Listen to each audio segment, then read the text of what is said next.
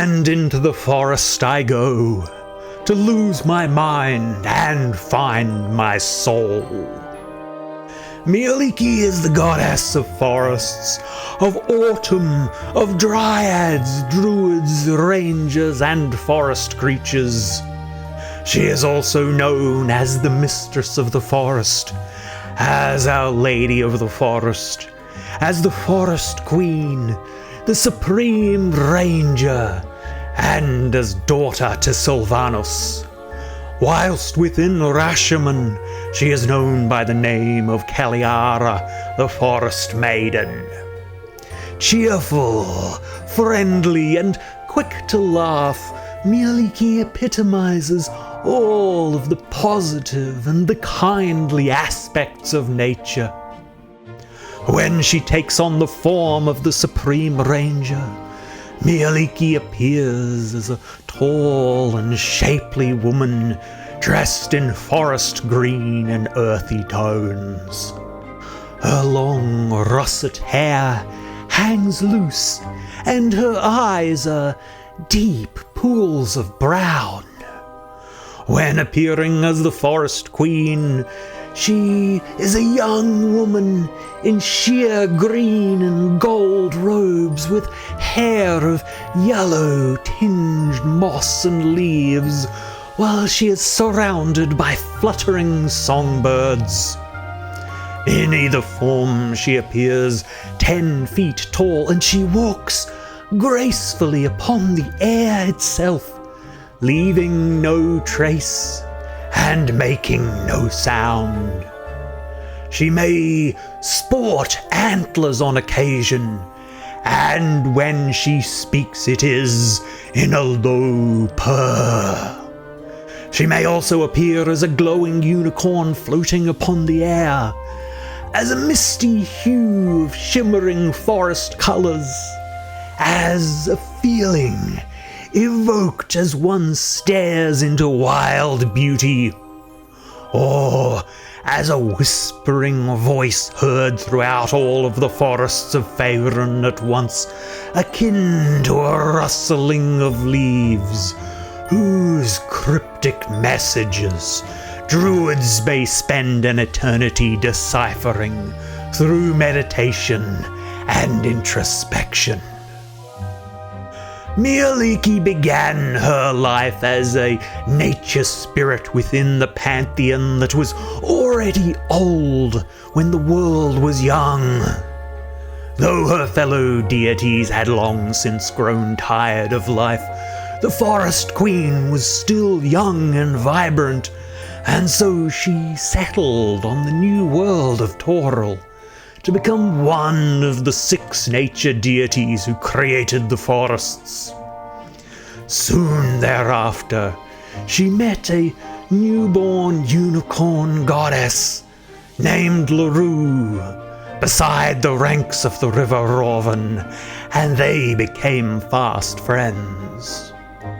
Adopting the unicorn as an earthly protector of her realm, and taking its image as her sign. Mielikki is an active defender of not just the woodlands and of those who live within, but also of visitors and travelers passing through her realms. Indeed, a myriad of legends describe her intercession to protect, to test, or to guide rangers, travelers, and forest creatures. Mielikki even elevated the legendary ranger Gwairn Windstrom to the status of a demigod, after he slew several avatars of Malar, the bloodthirsty hunter god. Whilst to another famous woodsman named Yornar the Tracker, she presented a gift of a crescent-shaped spellbook known as Yornar's Trail Companion, and that sacred tome has been kept safe by her priesthood for generations. And although Mielikki gains great joy from exploring forests the world over, she shows little knowledge of or interest in the world beyond them. And yet she ranks among the most responsive of all deities, making it a rule to answer all prayers to her within a year, or else to inform her faithful the reason for their denial. Mielikki serves Sylvanus, the god of wild nature, beside Chontia the Earth Mother and Eldath the goddess of peace. This is an alliance born of genuine affection, especially with Eldath, whom the Forest Queen treats as a sister, while Sylvanus she regards as a father figure, even though they are not technically blood-related.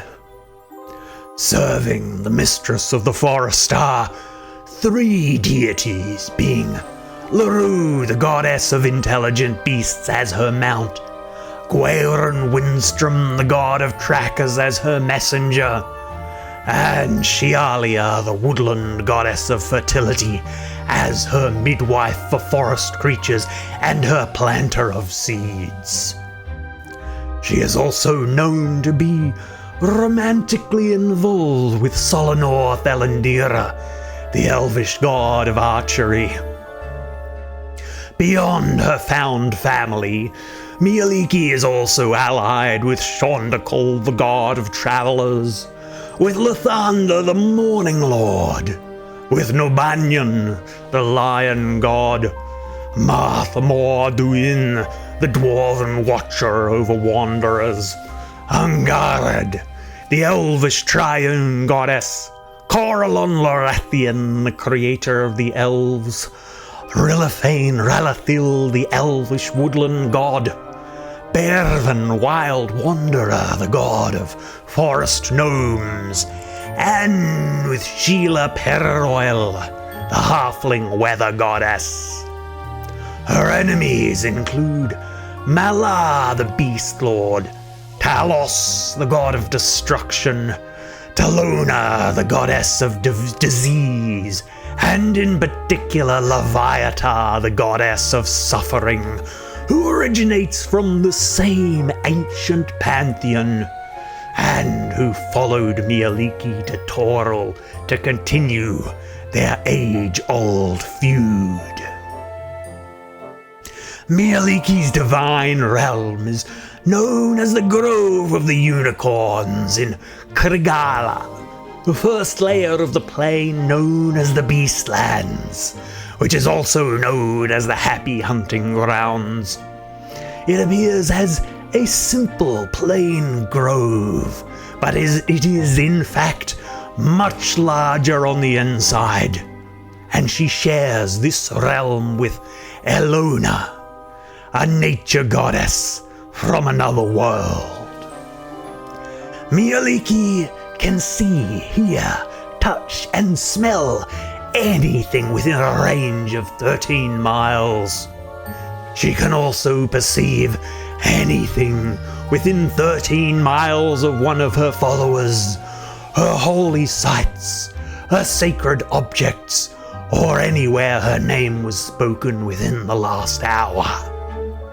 She may extend her senses to up to 10 different locations at once. She is aware of anything that happens within a forest the instant it happens, and retains the sensation of it for 130 days afterwards. And she is also aware of any action that despoils or threatens to despoil a forest. As a master ranger, her favored enemies are undead, shape-changers, dragons, giants, and beasts. Her touch destroys undead, and she is immune to necromancy spells, reversing their effects against the caster. She casts spells as a master druid from any sphere of magic, except necromancy and illusion. Likewise, her presence ends all mind-altering and charm effects on non-evil creatures. By touching a tree, she may create treants at will, and she may summon woodland creatures to her side. No woodland creature may harm her, and she may cause them to grow in size, to become sentient, or to fall asleep. She may also command plant creatures within a range of 13 miles. Mielikki is an intermediate deity, and her neutral good alignment speaks to her benevolent manner and outlook. Her clerics tend to adopt the nature domain, and they turn and they destroy undead. Her favored weapon is a pair of curved swords known as horn blades, which her divine casters imitate by training in the scimitar. Her holy times are sunrise and sunset, to which her casters make it a habit of praying to her at both times, but they must select one or the other as their designated time to receive spells. Her followers are known as Walkers of the Forest Way, and they include many rangers, woodsmen, elves and half-elves, as well as dryads and treants. Common folk may say a prayer to the Forest Queen for the protection of those who have become lost in the woods, and woodcutters construct her shrines to mark the boundaries of where trees may be felled. Some may ask for her aid when healing an injured animal, before following a woodland trail, or when undertaking a quest to protect the forests. These prayers will mostly occur beneath the stars, with voices raised in song. Yet, in towns and cities, very few will ever speak the name of Mielikki, as she represents the fearsome wild world beyond city gates where one is largely powerless before nature. Thus, it is oft recommended that one should seek out the permission of the Church of Mielikki before felling trees, expanding settlements into woodlands, or homesteading near forests. The ways of worship among walkers of the Forest Way are known to vary greatly between individual followers, with some even praying to Gweren Windstrom as Mielikki's messenger, believing that he will deliver their prayers to the Forest Queen more promptly than by praying to her directly. But there are a few formal rites, such as the dread prayer, being an invocation that is whispered over a campfire that causes it to emit intense heat, but only within a tightly confined space, thus preventing the blaze from spreading. Or there is also the Song of Trees, a rite performed by all faithful at least once a month, whereby they gather in groups and sing, calling forth a dryad whom they perform small tasks for, whilst Mielikki protects them from the fey creatures' enchantments. They also hold a number of sacred and holy days, including seasonal festivities known as the Four Feasts.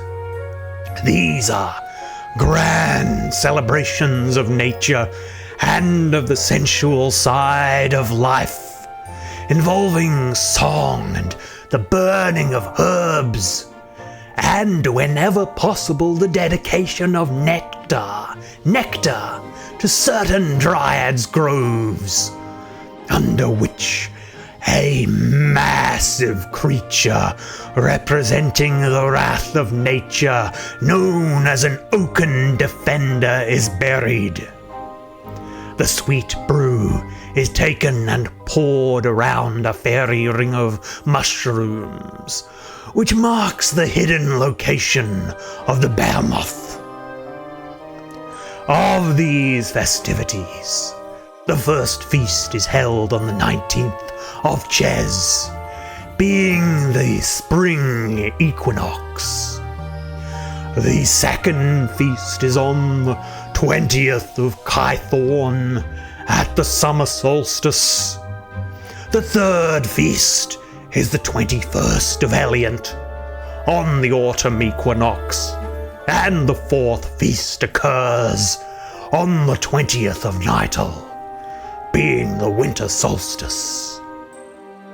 They also celebrate the festivals of Greengrass and Midsummer Night, being similar feasts, albeit on a grander scale, and also including a rite known as the Wild Ride, whereupon Mielikki summons unicorns to ride at a gallop through the forests, whilst a few lucky walkers of the forest way are allowed to ride upon them bareback at a breakneck pace. She also grants these unicorns the power to teleport at will, meaning that the journey may cross incredible distances and include scenic vistas the world over.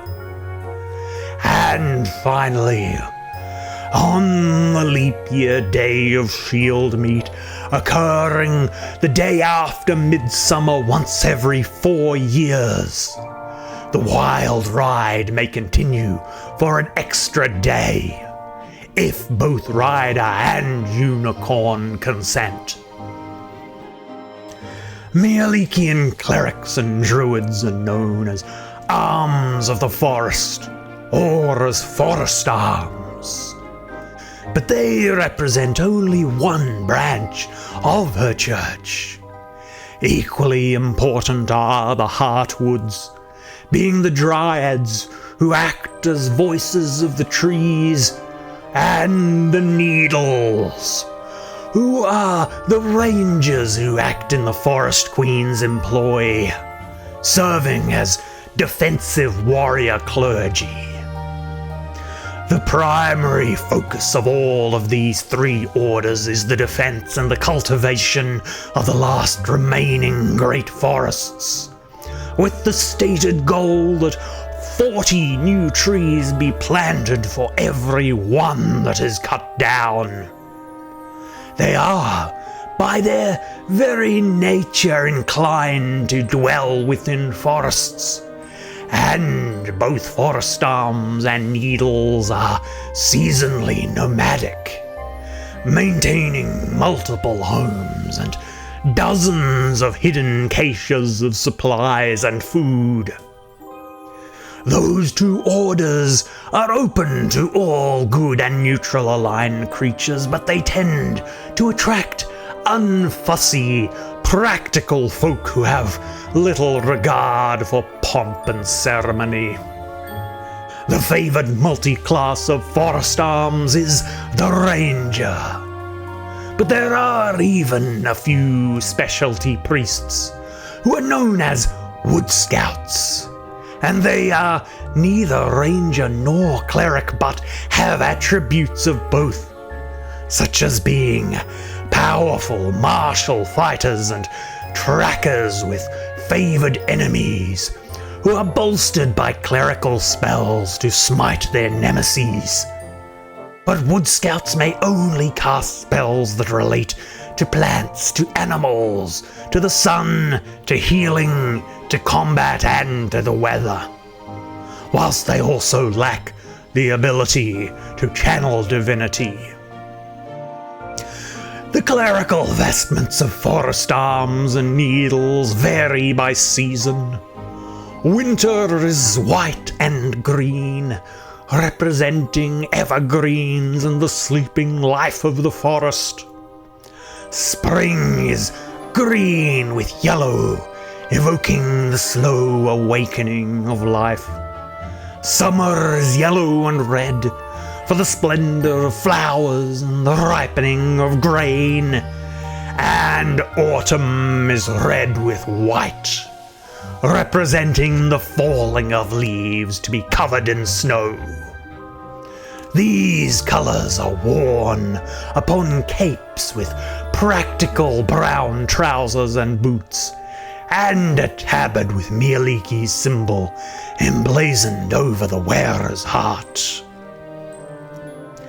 Novice forest arms are known as questers, and once fully accepted within the clergy, they are known as spring stag, whilst those who serve in temples are known by the role that they serve, such as cook, door warden, master of novices, prior, abbot, housemaster, and worship master.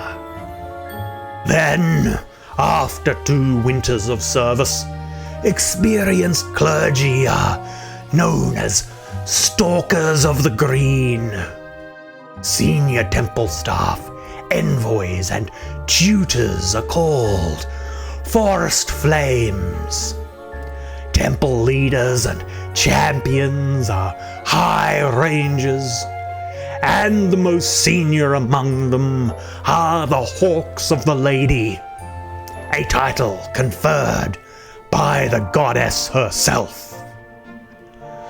Mielikki ranks among the major faiths of Cormia, of Silvery Moon, of the High Forest, of the Great Dale, the Dale Lands, the Savage North, Aglarond, Chondlewood, and Rashomon, where she is known as Kaliara. Her temples include the halls of the Unicorn and the village of Elventree within the forest of Cormanthor, while the temple of Mielikki in Maelar in Malhorand was once visited by the goddess herself. The Temple of the Three in Mulsanter in Rashomon is dedicated to Mielikki beside Chauntea and Mystra, the Lady of Magic, together. And although her temple in the High Forest, known as Hyluth Holt, was sacked by wyverns in the early 13th century, it is still visited by a few stray pilgrims. Her shrines include the Falls of Tumbling Stars, a waterfall in the Thunder Peaks north of Cormia. Likewise, the Shrine of Axes in the town of Parnast in the Savage North is dedicated to Mielikki, to Chauntea, to the Winter Goddess of Oral, and the Elven Triune Goddess Angarad together. Gweiron's Slumber is the name of a forest of eternal autumn that is said to be the home of Gweiron Windstrom, which is sacred to him and Mielikki together. Mielikki's Glade is a shrine and a college in the heart of Silvery Moon. The shrine to Torm in Shadowdale includes a dedication to Mielikki. And finally, the Shrines of Nature is a complex within Waterdeep that is dedicated to praising Sylvanas and Mielikki together. Mielikki ranks as one of the deities who inspired the creation of the Harpers, an order dedicated to the defense of civilization, and she continues to grant them powers. She is also followed by many members of the Emerald Enclave a powerful union of druids within the Vilhon Reach. But she also has her own holy orders, such as the Shadow Weirs, whose name is drawn from shadow tops and weirwoods, being among the greatest trees of the forest. They are an aggressive, activist sect within the Needles, a kind of secretive woodland knighthood who are willing to take their fight to defend the forest beyond the boundaries of Mielikki's realm, and they will actively proselytize and even lead assaults upon civilization to ensure that the woods are not harmed. They wear elven chainmail and green cloaks of spider's silk, with their symbol painted proudly upon their shields. Meanwhile, the Order of the Unicorn's Horn are a small society of wandering healers who treat people, plants, and animals equally. The Circle of the Stag are an important druidic order based in the High Forest, who are responsible for electing the Green Regent, an individual who rules over the valley south of the High Forest, which is known as the Delimbia Crescent. The Tree Speakers are a zealous order of female elves who spurn all romantic and pleasurable activities to defend nature at all costs. They ride unicorns, who are in turn as fanatically devoted to their riders as the Tree Speakers are to the safety of the woods. And finally, the Druids of the Tall Trees are the secretive caretakers of what remains of Erlan, the former Wood Elf kingdom of the High Forest. They live amidst some of the tallest and the oldest trees in Faerun. In my world, the forests themselves are an elemental force in their own right. In some highly developed lands, such as Cormyr or the Dragon Coast, trees are trimmed back to rob bandits of ambush locations beside rich trading ways, or else to fuel vast alchemical engines.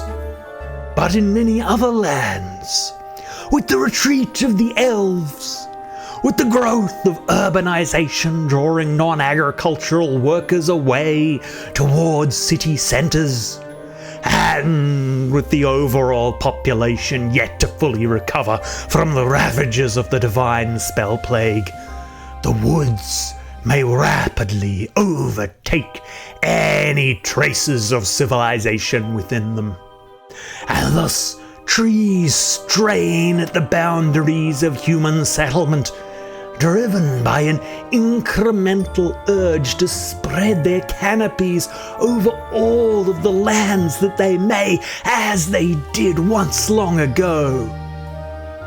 Indeed, in some cases, the success of nations depends upon the survival of the woods. Perhaps none more so than the young upstart nation of the Sunset Vale. For at its northern borders lie cold, inhospitable, and cursed wastelands, which would overtake the rich farmland but for the unique environmental conditions of two natural barriers.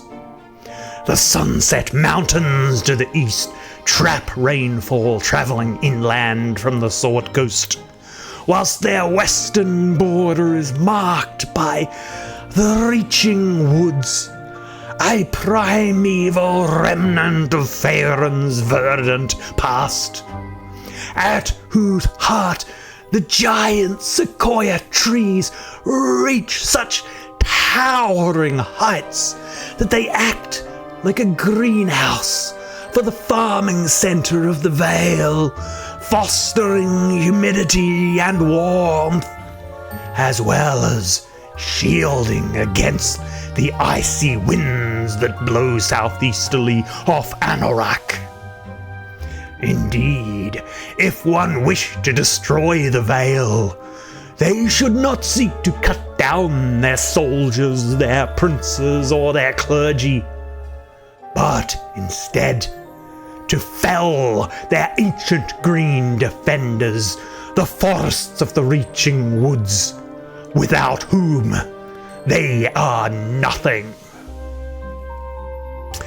The walkers of the Forest Way believe the following edicts with all of their hearts: that one does not need to destroy the wilds to ensure safety any more than one might falsely believe that living in harmony with nature somehow requires the death of civilization. Indeed, in balance, the wild ways are the best ways, and one should embrace them without fear. One must keep the balance by learning the hidden truths of life and by spreading them, emphasizing the goodness of nature. Stand opposed to the needless felling of trees, especially by the use of fire. Do not live in endless struggle against the woods, but rather live within the woods and become a part of them. Thus seek to protect the life of the forests, to replant trees that fall many times over, and to heal the disruptions caused by loggers and fire users. And finally, one should teach others to live in harmony as the forest dwellers do, as one should swiftly punish those who hunt for no reason but pleasure, or for the sake of cruelty itself.